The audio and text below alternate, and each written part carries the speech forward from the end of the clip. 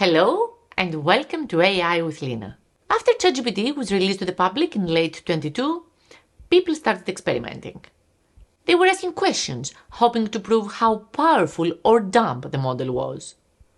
ChatGPT didn't disappoint either camp. Many errors made the round of the internet. From the model getting wrong the year Da Vinci finished painting Mona Lisa, to the model not correcting a user when claiming that the tech billionaire Mark Cuban is from Cuba. Perhaps the most unsettling incident was reported by The Guardian.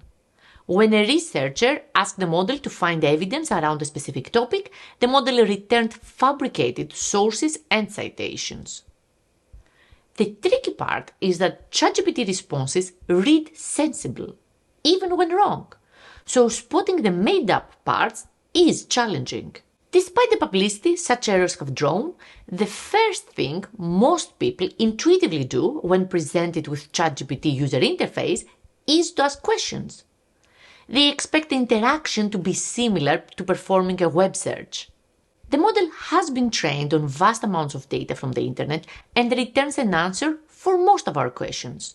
However, this is the use case I am the least comfortable with for now. Let me explain why. We already established that there is a risk of the model fabricating information. The consequences of this risk are exacerbated by the fact that ChatGPT returns a single response as opposed to the multiple sources we see when we perform a Google search. In addition, it doesn't include the references based on which this response is generated. OpenAI and the broader AI community are making strides in the source citation problem. However, the current version of ChatGPT doesn't support it, and we still don't know how precise the future model might be. ChatGPT's knowledge base is limited. The model cannot search the web for information and has been trained on data up to September 21. It is oblivious of any facts or updates that occurred after this date. Is there a war in Ukraine? As you can see in this scenario, the model admits its limitations and highlights that its knowledge cutoff is in September 21. GPT-4, the latest version of the model and available only to paid subscribers, has access to the internet through plugins. However, the model is still unable to search the web, and the information access will be limited to specific use cases. There are two more things to remember when using ChatGPT for question answering. The model is designed to be creative.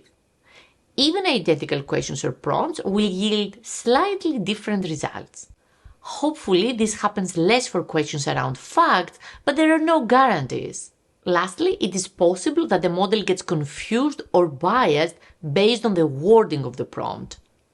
This is likely what happened with the Mark Cuban example we saw earlier. These limitations do not mean that we will never be able to trust ChatGPT and the underlying model. In fact, I couldn't replicate most of the past errors I found online.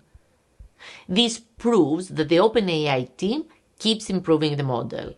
One thing to note is that when you want to use ChatGPT or similar models for business applications, you have the option to upload your own data.